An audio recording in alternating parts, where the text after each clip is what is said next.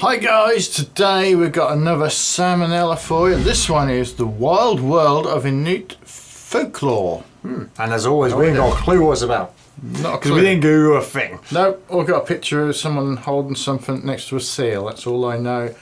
I know nothing about any of the videos. Yeah, that's just on the thumbnail. We got Yeah, that. if there's any that we haven't done that you really like, let us know. Yeah, I'll leave a link to the playlist at some point. We're sort of struggling to find better ones now. Yeah, especially from this particular channel.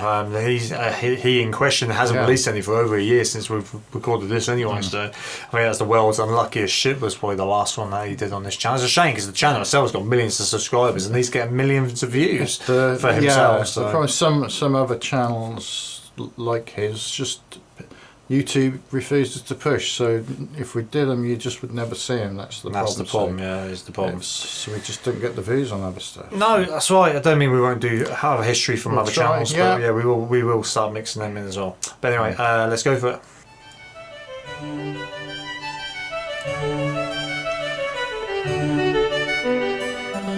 Hey kids, from clubbing seals to inventing new compound nouns for snow, nobody knows how to kick it quite like the Inuit. Of course, if you're a close-minded tree dweller like me, you might initially think that they can't be that good at storytelling, given that they only know about like 6 things. But that's not true. They've actually got an incredibly complex and fascinating oral tradition. You could ask one about it, there's plenty of these guys around today, but they've got Jesus and microwaves and shit, and that's boring. We want to talk about the stuff from before missionaries came and sent their miserable way of life to a farm upstate. So instead, let a 20-year-old college kid who's never lived outside of Delaware tell you all about it. Obvious disclaimer, Inuits are super diverse. Calling a caribou Inuit a copper Inuit is like calling a copper caribou a caribou caribou. Sure, they both look the same from far away, but when a thunderstorm hits, you better know which one to hide under. As such, while most of the following can be applied in broad terms to most Inuits, the little details come from a variety of subcultures that don't necessarily represent the whole. Got it? Swank. Now, a lot of the world's faiths are centered around bringing people together and inspiring them with stories and images of the divine, so as to give them a wider sense of purpose here on Earth. That's all well and good, but that whole search for greater meaning thing only really comes into play once your original purpose of making sure you don't die is pretty much figured out. Not so for the Inuit. You see, it ain't so easy living in a place where plants can't grow and being naked for an hour means certain death. As such, their beliefs were a little more practical, being more so geared towards fostering the paranoid levels of fear required to survive in such a hostile environment. For example, the Inuit believed that everyone has a sort of life force or soul, what they called anirnik, and like plenty of religions, they believed it lived on after death and could meddle in the world of mortals. But while most cultures regard animals as being spiritually inferior meat puppets, to the Inuits, a creature's soul is just as powerful and vengeful as that of a person. And like I said, up there in the Arctic, not much greenery in the scenery, so they basically had no choice but to devour nothing but souls every single day. And wouldn't you know it, souls don't much care for getting ate. So the Inuit made sure to follow a complex set of guidelines on how to placate their prey in the afterlife, lest the pissed off ghost of that Arctic tern whispers sweet nothings into a polar bear's ears and turns your whole village into a big Japanese flag by sunrise.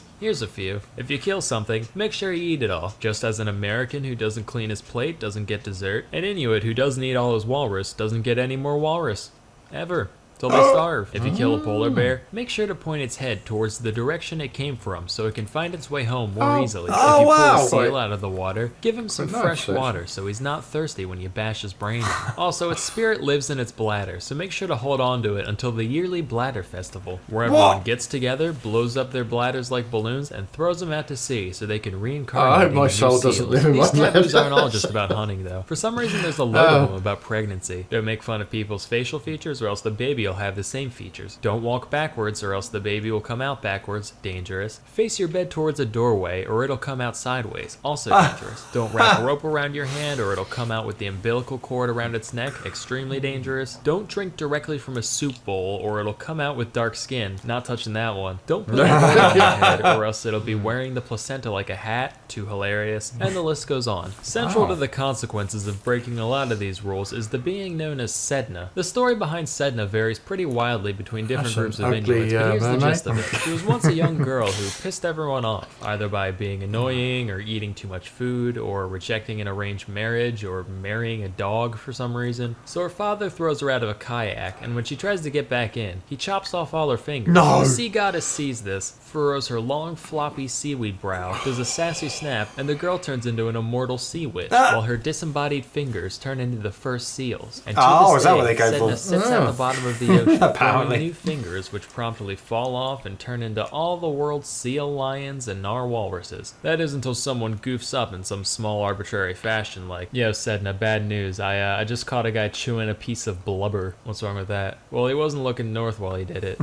Are you fucking kidding me? In his defense, he was standing right on the pole, so he literally couldn't look anywhere but south. He could have moved! That's it! No more fingy foods for 3 moons! Another fun creation myth is how the moon and sun came to be. So long ago, there were these 2 siblings named Melina and Aningen. The 2 got along just fine as kids, but as the 2 got older, they were put into their respective genders' living areas and saw each other less and less. Then one day, Aningen got the feeling that his lower nose was in dire need of some Eskimo kisses. So that night, he snuck into the women's lodges, saw his sister, thought, I pick that one, and proceeded to do, unspeakable things, technically becoming his own Eskimo brother. But it was too dark at the time for Melina to tell what happened. The next night, Ningen's like, "I'll fucking do it again." Only this time, Melina smears soot all over his face. So later, she goes over to the men's lodges, and who has crap all over his face but her brother? This makes her so mad that she cuts off her own breasts with a knife, puts them in a bowl, throws them at Ningen, and says, "If you enjoy me so much, then here, eat them. What? Go ahead. That Eat my can't disembodied be quivering true. titties." She runs off into the night with a torch, and Aningen is really remorseful or horny or something, so he chases after her with his own torch, and they end up running so fast that they took off like a plane into the sky. And Melina became the sun, while Aningen became the moon. Excuse me, Mrs. Elder. If the sun and moon didn't exist yet, how did he do that stuff at night when there was no night?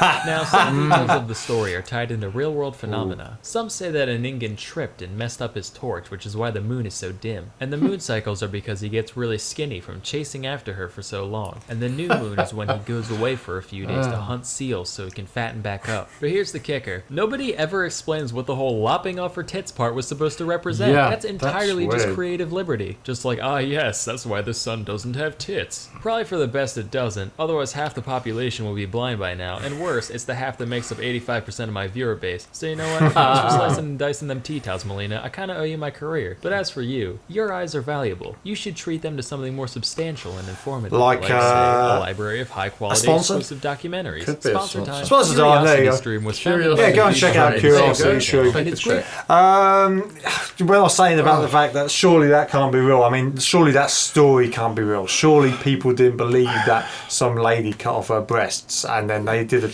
wild goose chase and then ended up as the moon and the sun.